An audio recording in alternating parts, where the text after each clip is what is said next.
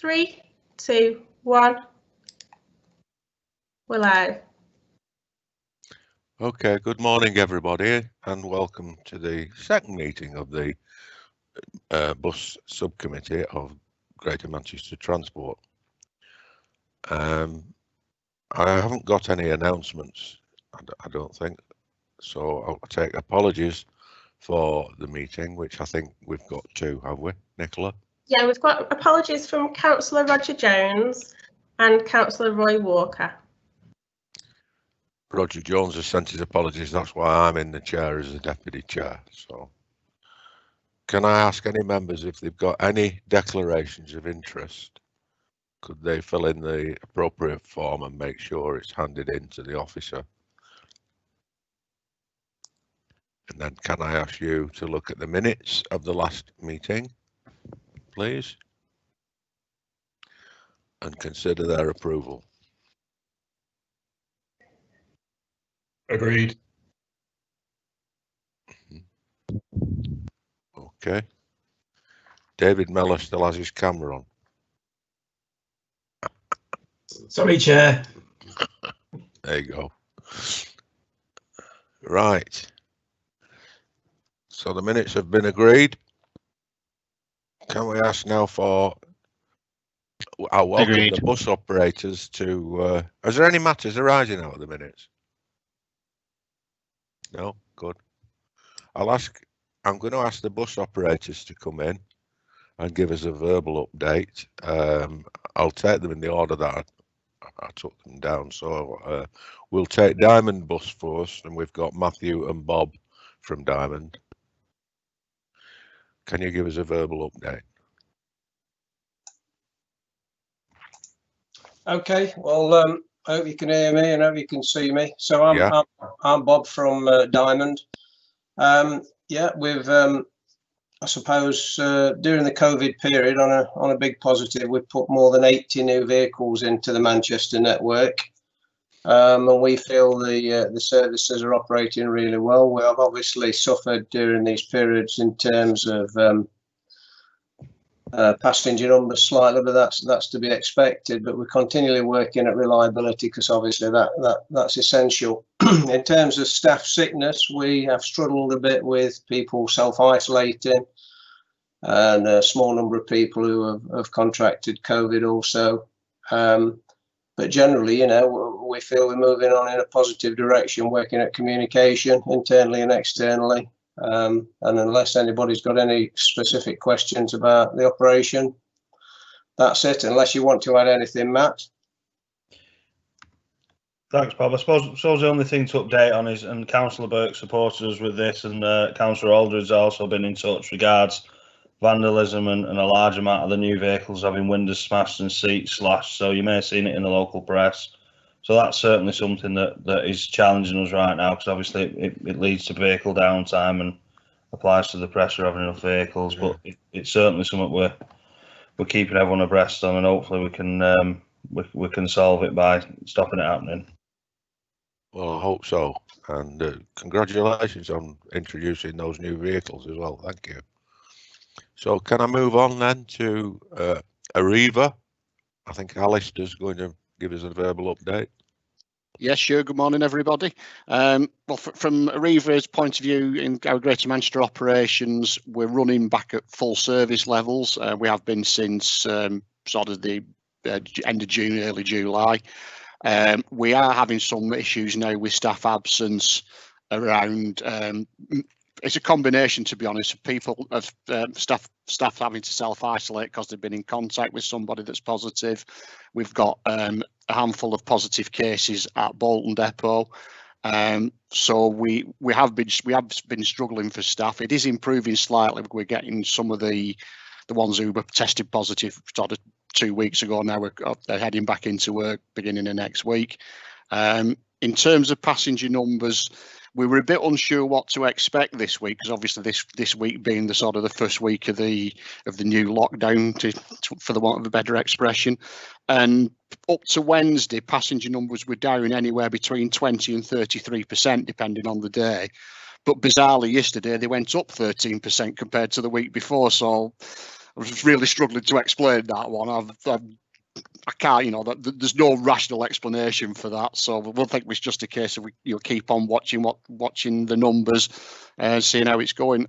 One of the things that we have, it's not a problem as such, but I think customers probably do see it as this, because some of our service running times are designed for peak hour traffic into Manchester at the levels that we were experiencing sort of pre-COVID back in March. We've now got a situation where certain journeys are having to spend an awful lot of time waiting the time it stops particularly on the way into Manchester in the morning, and that's something we're going to have a look at for in January to, because at the end of the day, the running times were right at the time, but they're not now because the traffic's not there. I note as well from the minutes of the last meeting of this committee, the references to the cycle scheme on the A56 down through Trafford. And I have to commend Trafford's officers, and I'm guessing the members as well, because people will know when the scheme went in, it caused horrendous problems. But to be fair, give Trafford the due. They came, we did give them quite a lot of grief, no two ways about it. But they've come to the table, they've worked with us and the other operators involved, and we've now got something that seems to be working okay. So, certainly for us as the bus operators. I'm not sure whether what the level of sort of cycle usage is of what there is still in place, but I've got to give Trafford the due. They have worked with us extremely hard on this to get something that works for everybody. Very good. That's it from me. Happy to take any questions. Thank you very much, Alistair. Phil Burke, did you want to come in? Councillor Burke? Yes, if I can. It's just a quick comment to Diamond Buses. Can I thank them for including ourselves in the discussions regarding the antisocial behaviour and working with ourselves to try and reduce the antisocial behaviour, and the feedback what we've had from local residents on the new service, the new buses, has been really, really good and positive. So well done, Matt and the other guy. Sorry, I forget your name. Okay. Right, I'm going to take First Bus next, Ian. Thank you, Chair. I think I'd like to just begin by once again paying tribute to the staff. Really, it's been a very challenging period for everyone, and of course it's continually changing week by week, government guidance, service levels, etc. And I think they've worked extremely well throughout the period to maintain service levels. We have, like everybody else, seen a slight increase in infections and in shielding. However, it's not actually done us any damage in terms of service delivery. We've still got enough drivers in work to manage our commitments, and we've been able to send a few drivers to assist our sister company in West Yorkshire. So at the moment, that's working, and tribute to the staff for doing that. I think the other message that's come out of the last couple of months, as we've come out of a sort of recovery and then gone back into a lockdown, is the need for agility in terms of responding to ups and downs in demand and changes in where that demand arises. We've seen some areas service requirements going back up to sort of 60-65%. In other areas, demand has only come back at 30-35%. And I think, Chair, there's a message there for all of us about how we manage the next 6 to 12 months of recovery. We all need to be quite agile in terms of decision making and acting on what is the requirements of the customers. And again, we saw a very short term change recently with when the second lockdown was announced. For the few days before it started, we saw some frantic leisure activity as people were doing whatever you want to call it, pre-lockdown Christmas shopping or whatever, and the numbers changed very, very quickly and then changed again when lockdown started. And I think there's a message there for all of us going forward. That's it for me, Chair. Thank you. Thanks very much, Ian. Can I bring in Ben from Stagecoach? Hello, good morning, everyone. Thank you, Chair. Okay, brief update from Stagecoach's perspective. In September, as schools and colleges returned, we did see an increase in patronage to around 55% of the expected levels. We were operating 100% of mileage at the time, and we've continued to do that right through to this point. The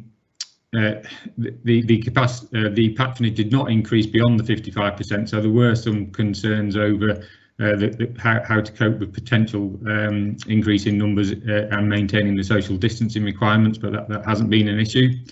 Indeed, in late October, we did see some Magic Bus service reductions as student numbers have been minimal. They really haven't been travelling on the services in South Manchester.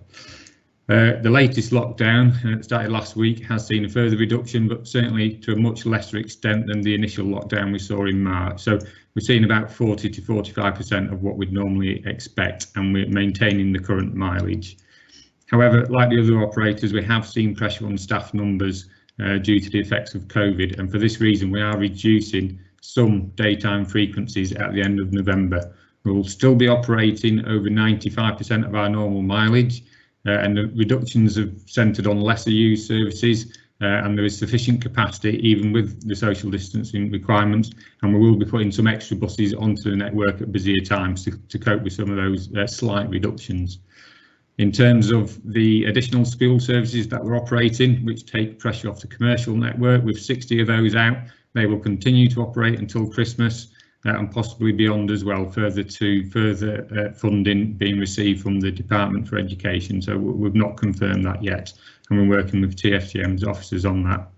And then finally, we're just trying to close in on what we're going to be operating over the festive period at the moment. But clearly, we're not aware what the restrictions will be, so there may be some last-minute changes to services. But we'd just like to assure members that we'll be using as many channels as possible to keep customers informed over the coming weeks as to what we'll be operating. And that was it from me. Thank you, Chair. Thank you very much, Ben. Can I ask Gary from One Bus to come in, please? Thank you, Chair. Hope everyone can hear me. Yeah, we can hear you. Can't see you, yeah, but we can hear you. No, I'm on the mobile. That's why I'm on the phone. Right. It's really to pick up on what Ian was saying about the agility between operators and TFGM in particular in solving a lot of the problems that have been thrown at us over the last 3 or 4 months. Social distancing, the additional school vehicles. It's all been done as fast as possible to respond to the ever-changing scenarios, and it's also being done as economically as possible, working together to come up with best solutions. We've been having weekly calls with TFGM, all the operators being involved, and it's about working together. And Ian's point about the future is a key one, in that we've got to continue this working together, because we've got to maintain as much of the network as we can. Operators are saying that at the moment they're in about 100% of, or 95 to 100% service level, and passenger numbers are around 50%. That's not sustainable, and our concern is when the funding starts easing off, how do we resolve that? And we believe that working together, as we have done over the last 7 months, is the best way forward. And I think it's worth mentioning as well that we are in a position where staff levels are okay, and as Ian mentioned, across the country that's not necessarily the case. There are other parts of the country where operators are having to cut services back to match the staff availability. That's something that we're trying to avoid as much as possible, but it's likely to be around the corner as more people start self-isolating. I think that's it. As I say, it's really about how we've got through this, how we've responded to the changes, and how it's been successful in sorting a lot of things out. Thank you very much, Gary. Right. Can I ask Leslie from Nexus, please, to come in?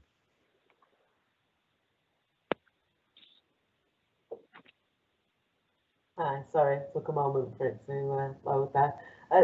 Just a similar story to all the other operators.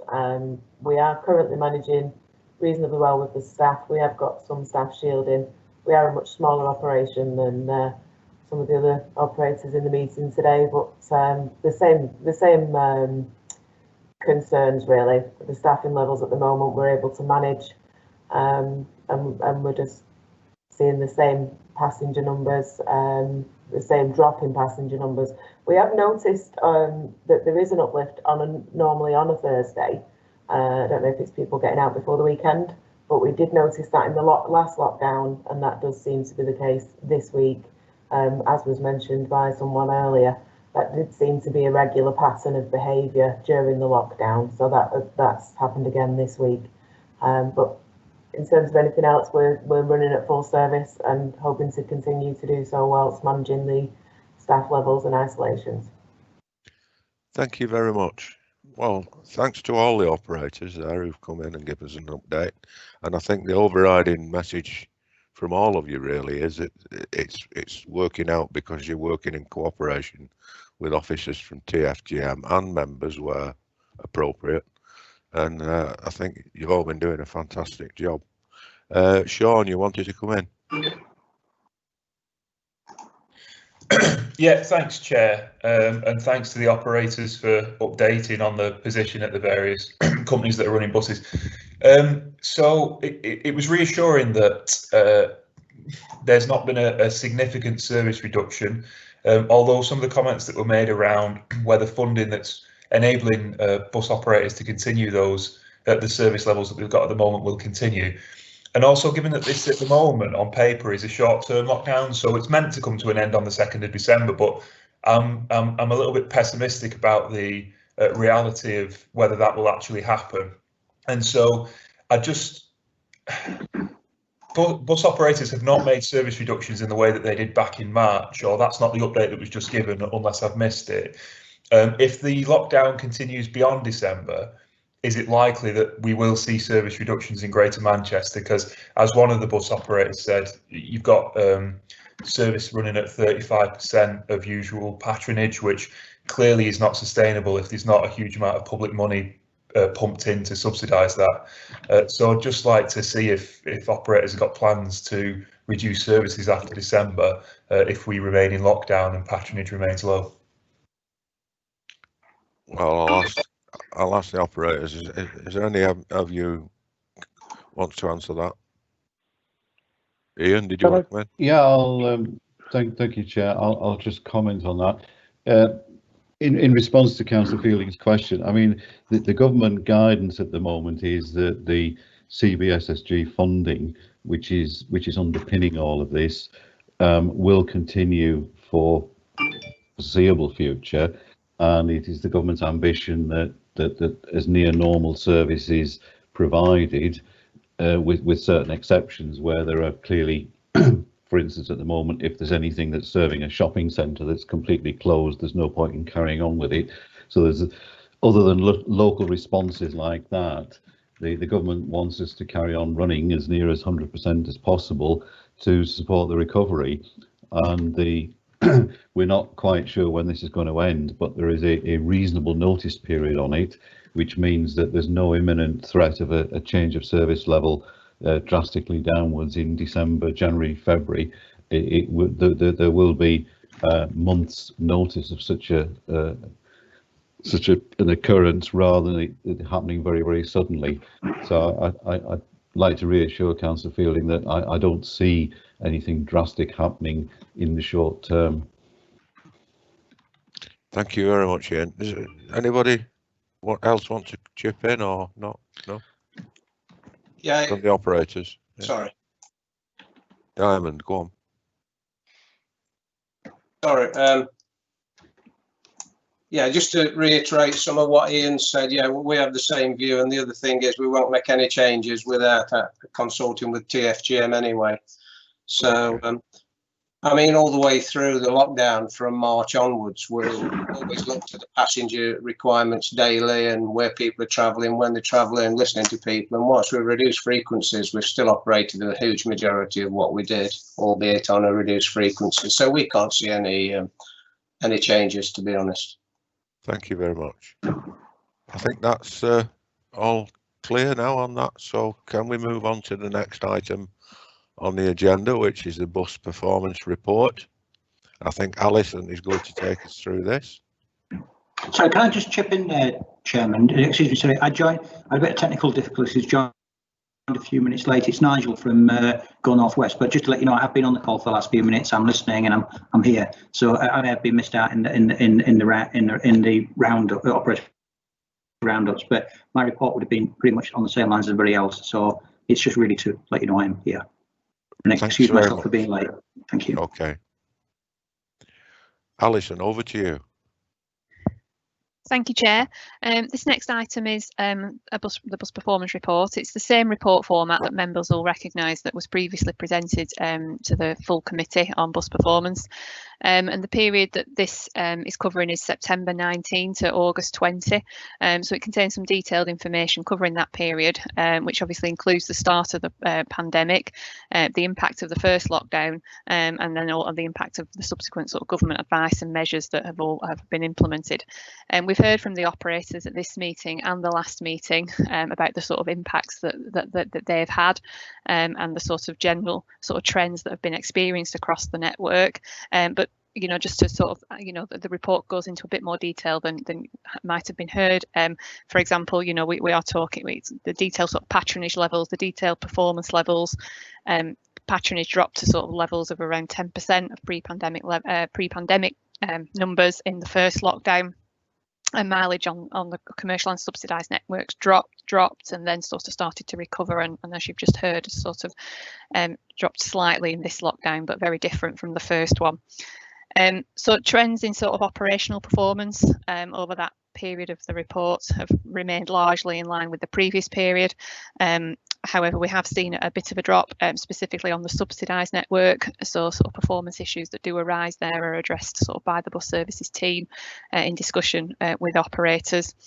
And just finally, in terms of fleet profile, you will note that there has been an increase in Euro 6 vehicles on the network, and as you'll be aware, that's the sort of standard that is looking to be achieved under Greater Manchester's clean air proposals.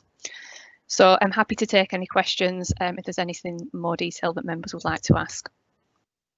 I'd like to just chip in and ask a quick one on the clean air. Are we on target to hit that clean air target in Greater Manchester for bus transport wise? I mean, so from a bus perspective, we've had sort of funding already from the government in respect of previously through the Clean Bus Technology Fund, which operators have been able to access, and many have sort of taken advantage of that and have been retrofitting vehicles in preparation for the Clean Air Plan. Further funding has been announced for retrofit from government, which we will be starting to make available to operators very soon. And the consultation that's ongoing at the moment is also consulting on options around funding for the replacement of vehicles. So should all those things come together, we should be in a good place from a bus perspective ahead of the clean air proposals that are potentially coming in. Thank you very much. Councillor David Mellor. Thanks, Chair. You pretty much sort of touched or covered my point, really. I mean, it was just to do with the figures that are in the report in relation to Euro 6 vehicles. It still seems worryingly low that we've not even, well, I think it's less than a quarter, isn't it, still, of vehicles that don't meet Euro 6. And if we're looking to, so I think the exemption was it up until the end of 2022. So we've still got an awful way to go to make up that percentage. So I guess that's sort of more of a comment, I suppose. But in terms of the figures, there's nothing in there in relation to electric vehicles.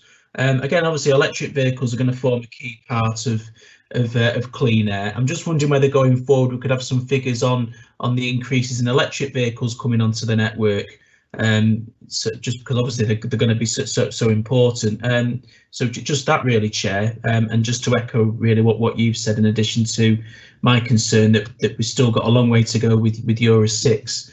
Thank you.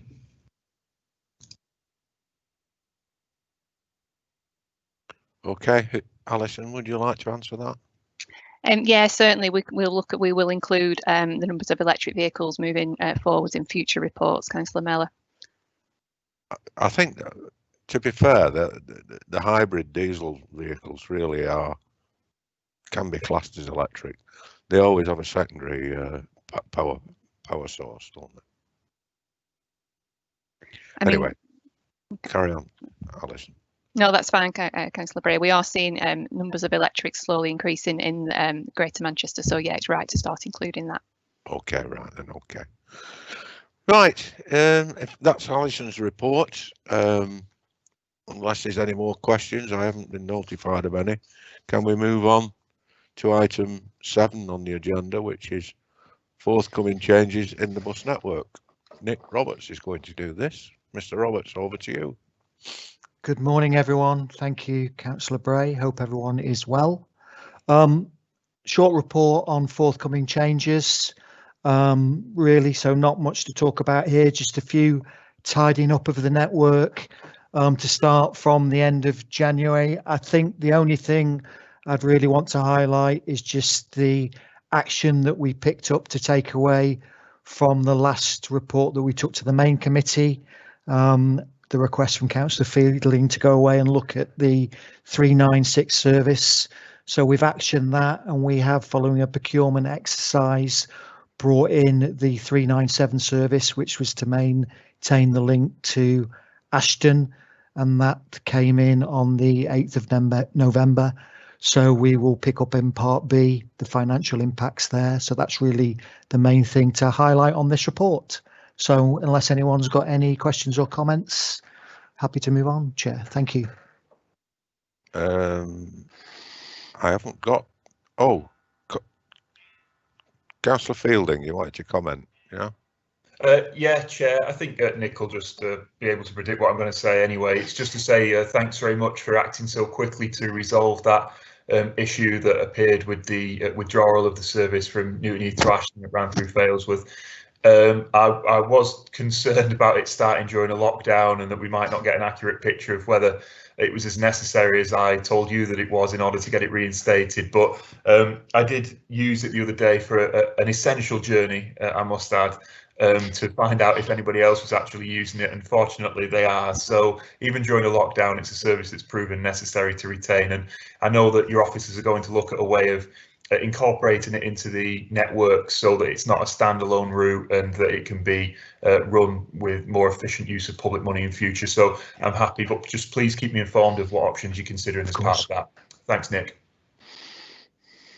Okay, thank you, Sean. Nick, I've got a question. It's regarding the 335 bus through Denton, and I've been asked to ask you this from one of the members, and no doubt you knew it is because I know you've been having discussions with the local members on that route, and he wants to know what reason is there for the 335 not running to Danebank? 335 not running to Danebank. I think it was in the evenings and the weekends, wasn't it? Weekends, I think, yeah. Yeah, I think we've gone back. I think it was Councillor Jones that contacted us. So we have gone back to him on that level. I think the main reason we ran it was during the daytime services. During the daytime was to link in with the key services, which don't operate mainly in the evenings and at the weekends. And therefore, for financial reasons, we didn't run it at those particular times. We will monitor it. We have gone back to Councillor Jones on that particular instance. So he understands the reasons why, slightly frustrated. So we have gone back to him and explained the reasons why.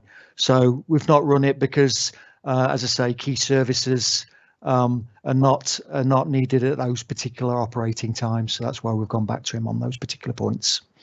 So if I report back to Councillor George Jones from Tameside that it's being monitored.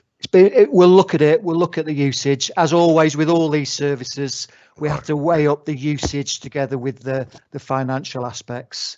Okay. Happy to give you a few words, Councillor Bray, if it would help you to go back to him. No, it's okay. I said I'd ask the question, and I've had an answer. Thank you very much. Thank you. There's no further questions on the subsidised bus service changes. I think Councillor Leach is. Well, he's not put anything in the. Oh yes. Councillor Leach, have you got your camera on? Oh, there you go. I have now. Yeah, it was actually just a couple of general points which I have to say I have mentioned on more than one occasion before. So if we look at the way these services are set out, if we take the 342 and the 387, for instance, it does actually say when the services are being operated from and until, whereas on most of the service changes, it doesn't tell us when what the change means in terms of when the first bus is or when the last bus is. And I thought we had got agreement that we would have that, we would have it in that format, so that if a service was being discontinued or an extra service was being put in, we would know when the first service was going to be and when the last service was going to be, so that we can perhaps make an assessment of whether or not some tweaking needs to be done. So let me give you an example. A Sunday if we had a Sunday service in, it may well be that the first service is proposed for 11 o'clock, whereas it might that bus route might be along going past a church, and it might actually be more sensible to start at 11:15, so that if people are using a bus to get to church, they could get to church. But we don't know whether any of these the times of these changes to the service. So we're never in a position to say, well, actually, does that make sense not having a bus starting before 7 o'clock in the morning, or the last bus being 10:30 rather than 10:45? And I thought we had agreement that those sorts of details would actually be put on the reports to make it easier for us to make a judgment about whether or not these changes were acceptable. I don't actually have any specific concerns about any of these changes, but that's based on the fact that I don't have any specific knowledge about first and last services on any of these routes, other than the couple where it has been included. Okay. Point Mr. taken Roberts. from Councillor Leach. So we'll make sure we add that detail in the future. Will you? Thank you very much. There you go, Councillor Leach. You've got a result. Is there any further questions for Mr. Roberts? In that case, we'll move on to item number 8, which is the review and planning of general subsidised bus services. And it says here that Alison Chew is going to give it, but that's not Alison Chew. No, this is James Lewis. Good morning, Chair. Good morning, James. We'll let you take it then. Yeah, thank you. So I suppose, Chair, there are two purposes to this report. Firstly, and importantly, it's intended to provide, in a way, a reminder of the work that we do to plan local bus services in Greater Manchester, obviously in conjunction with the operators that serve the county. And also to give an overview of some proposals we have to build on that approach, with a view to providing greater consistency in the work that's done across the county, and also a greater degree of transparency.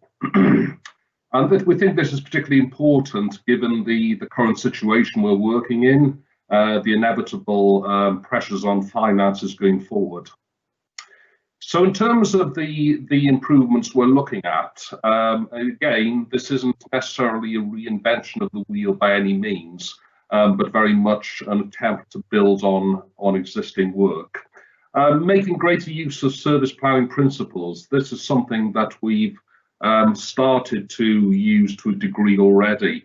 And it's a relatively simple concept, but it's based on providing a clearer and more transparent way of assessing the existing network through a number of very straightforward principles.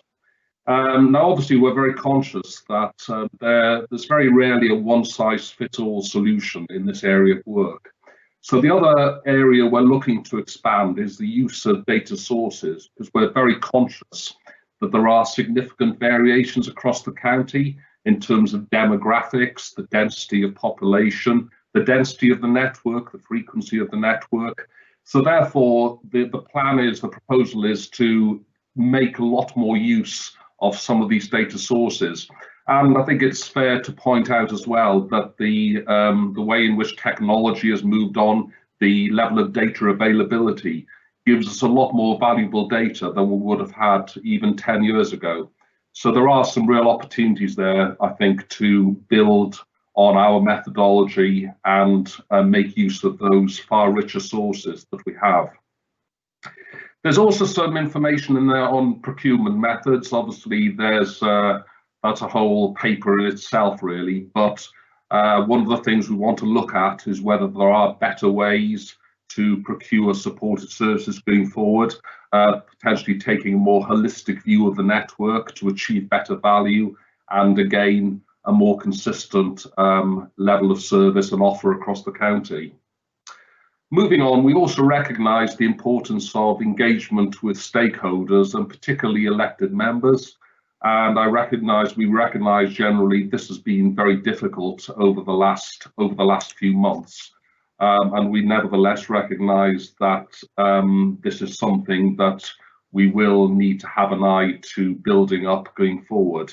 And again, we see a real value in some of the different types of analysis which are referred to in the report to help the liaison we undertake with elected members. For instance, maps and data are very useful in explaining and justifying some of the conclusions we might come to, and also helpfully to inform some debate and discussion.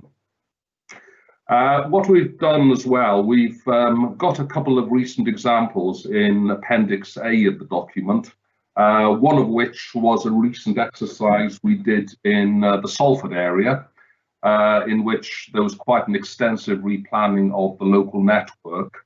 And this started to make use of some of the techniques which are referred to within the report, although we recognise that future work would have to build on this further.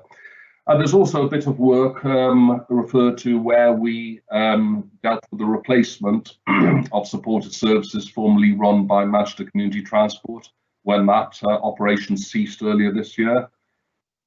So in terms of future challenges, I've talked about a lot very quickly there, Chair, in terms of looking at building up on our existing approach to supported services. We entirely recognise that COVID-19 has presented some significant challenges to date and will present further challenges going forward.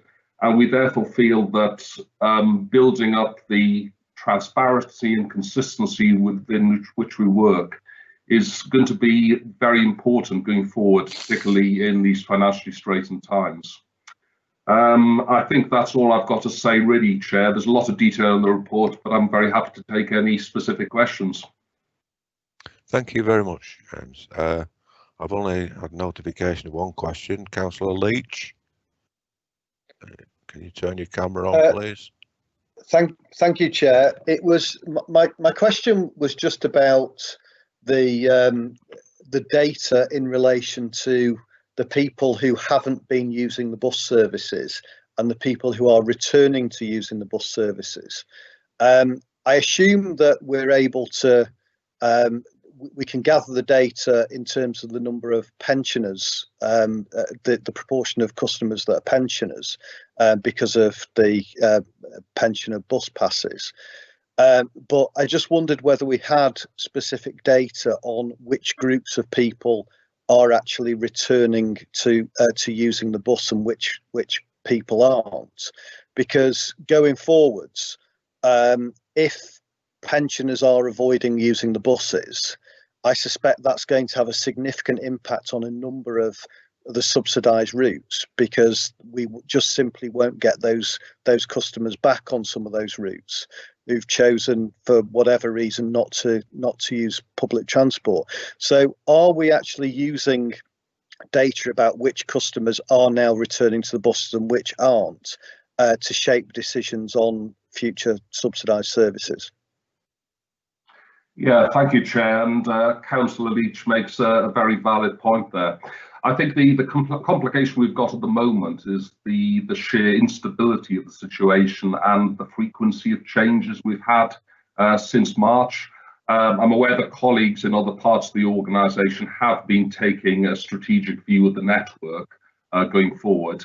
In terms of local bus, we do have data in terms of the split of passengers by service, and we are continuing to monitor that going forward. But as Councillor Leach alludes to, there will be a need to get greater granularity and understanding of that going forward. I think inevitably the challenge is going to be getting some stability of the position as we move forward. Thank you very much. Councillor Fielding. Yeah, thanks, Chair, and thanks, James, for the report and for talking us through it. First comment is just on page 42 even, just the bullet under reliability at the bottom where it says avoid lengthy services crossing multiple major intersections. I'm glad to see that in there because I know that it's something that the commercial operators have sought to try and improve too, and it makes sense that we do the same thing because if you have long routes then it just provides more opportunity for buses to lose time and has a real impact on reliability, so it's good. I think my question is almost in relation to the report that Alison brought earlier and the questions that arose from that around Euro 6 vehicles and air quality. It might not be that this is part of the work that you've done to bring this report together, but I do think that if we're a body that is commissioning operators to run services, and at the same time we're also looking at bringing in a clean air charge because we're concerned about air pollution, we need to do something around vehicle standards that we expect for those that want to operate the services on behalf of TFGM, because I know that a number of the operators that are the most common amongst tendered services are often less expensive than others because they have older vehicles, and I speak from some experience of services in Oldham where some of the little one-man band outfits or the tiny companies, they don't have Euro 6 clean vehicles, and I just think that it potentially undermines our position on clean air to be letting contracts that allow them to be run with older, more polluting vehicles. So I'd like to see something done to address that, whether it's part of this work or whether it's something else, but I do think that it's something we need to pick up. That's a good point, Councillor Fielding. Would you like to comment Yeah, on that, James? Yeah, absolutely. And I entirely agree with the point made there. And to provide some reassurance as we look forward with our tender programme, we are building that around requirements for clean air and an appropriate specification for vehicles going forward. Thank you very much. I'll just chip in while Phil's switching his camera on. I've got a question on page 47, 6.3. The process for engagement will build on previous approaches with an emphasis, I'll stress that word, on early notification of potential changes to elected members. I can't stress that enough. The biggest complaint we get at this committee about forthcoming changes is we've not been given enough notice, and that's members of the committee haven't been given enough notice so that they can consult with their local members and the local members themselves. All that takes time, and if you're getting notification of forthcoming changes 4 working days before the meeting, it's just not good enough, and I think we've got to do everything we can to make sure that there's an early intervention there. And if you're even thinking about changing the routes on some of these services or doing away with the services, you should really be getting in touch with the local members as soon as possible. Right, that's me. Phil Burke, Councillor Burke. James, just a quick one. Have you got any idea what's happening with bus reform now? Given the present circumstances, we was pushing forward before February with the bus reform bill, but given the circumstances now, has it been put back on the back burner or is it still going ahead? I haven't got a detailed response for you, Councillor Burke, but I'm sure Alison will be able to give a bit more information on that. Yeah, okay, Alison. Yeah, I think all I'd say on that is that I think we previously said that the main committee would be the place that would receive updates on that. So this committee is, I think, primarily focused with sort of operational performance and issues. Yeah, serves you right for trying to hang him one on. Okay. Any more questions for Mr. Dunn?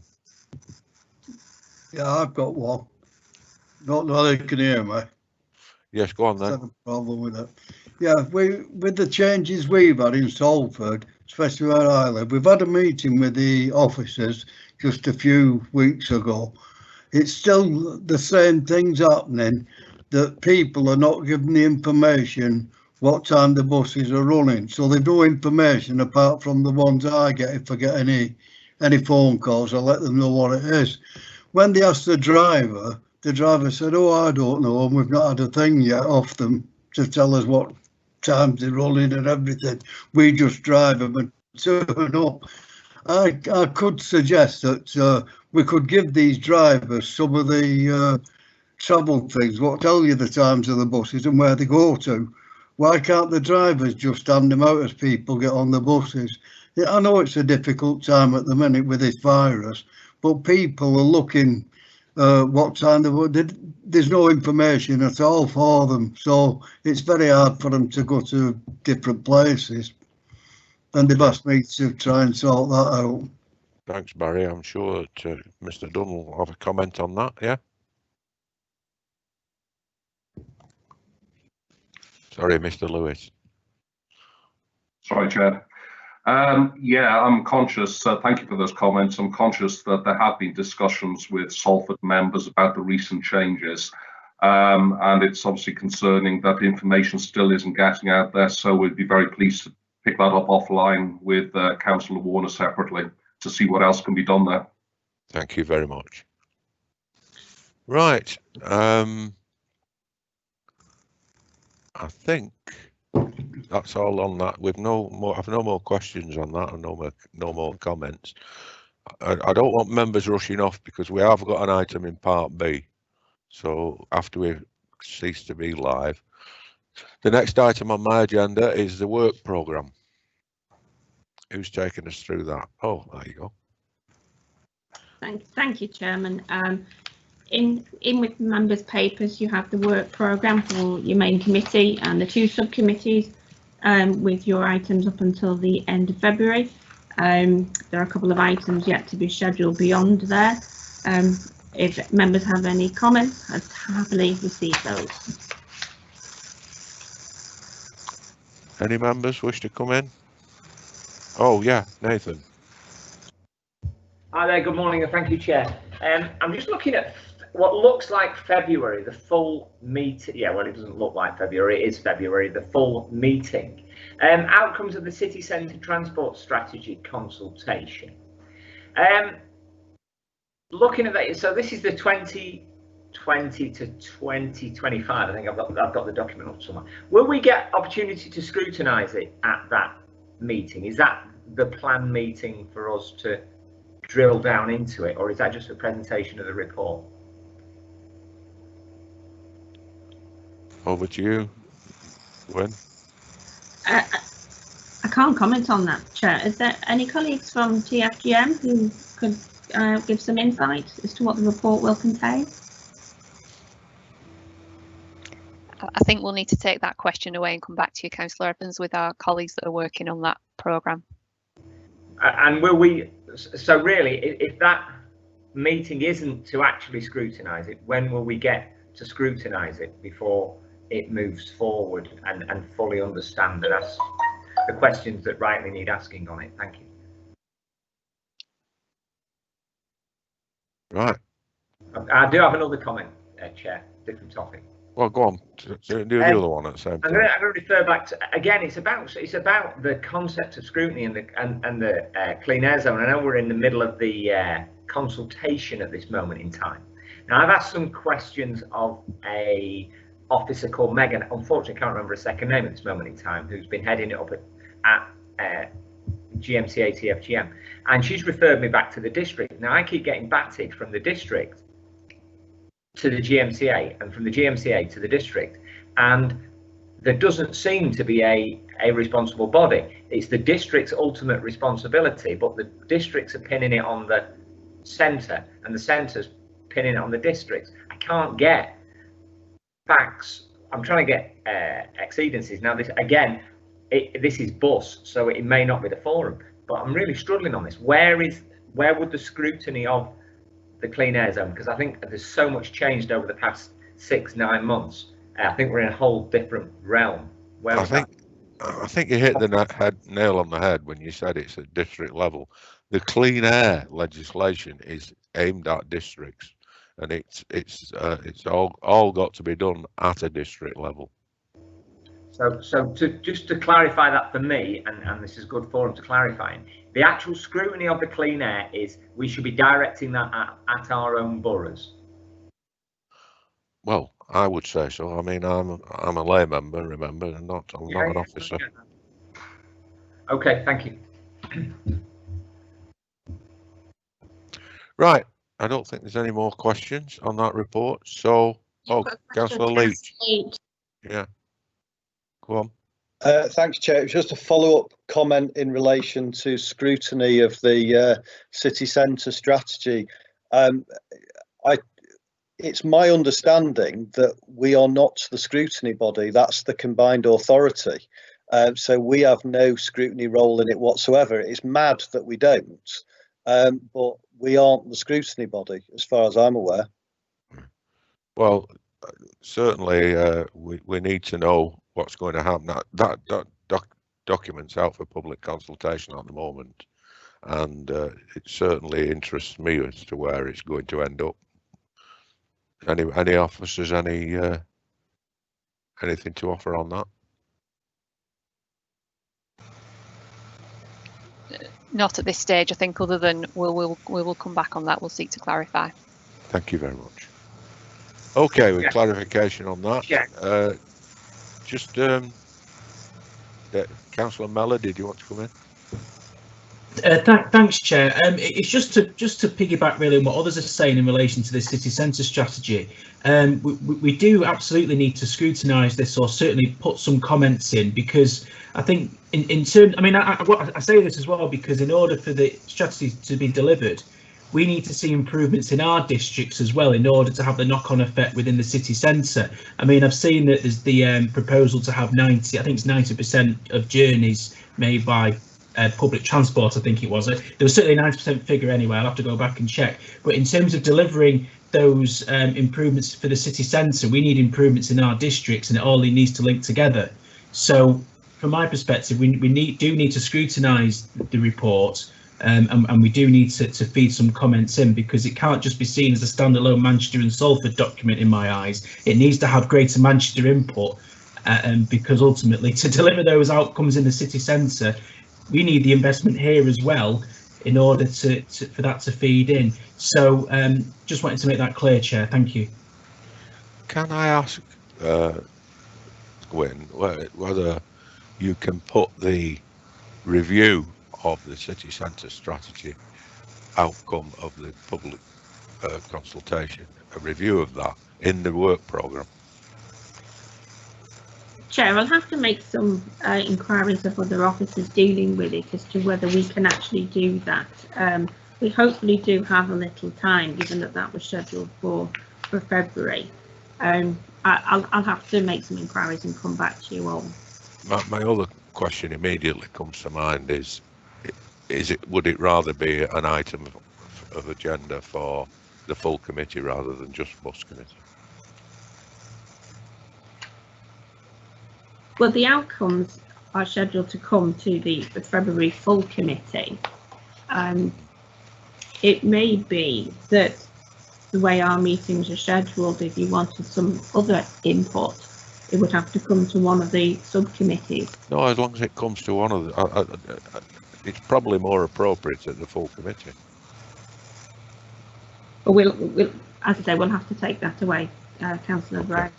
Okay, look at that. Chair, Chair, it's Sean. I've just got a comment on that as well, if I can. Go on, jump in. Go on. Yeah. So it's just on the debate that a mini debate there that was taking place as to whether it would come to full committee or to the bus committee. I suppose to feed into that process, the majority of the representations that I've received on the city centre transport strategy have been in relation to the impact it would have on bus services in the city centre. And so I just raising that in case that informs where you would bring it. I'm not receiving representations on any other mode of transport. It's exclusively about bus, both from operators and passengers, people that are raising this with me. I don't know if that's similar for other members, but hopefully that's useful in informing where you would bring it. Yeah, it's one for them to take into consideration when they decide what to do with it. Okay. Right. I think that's everything. So the work programme, that's a whole of the business in the public realm. So we now go on to item 12, which is forthcoming changes to the bus network, the financial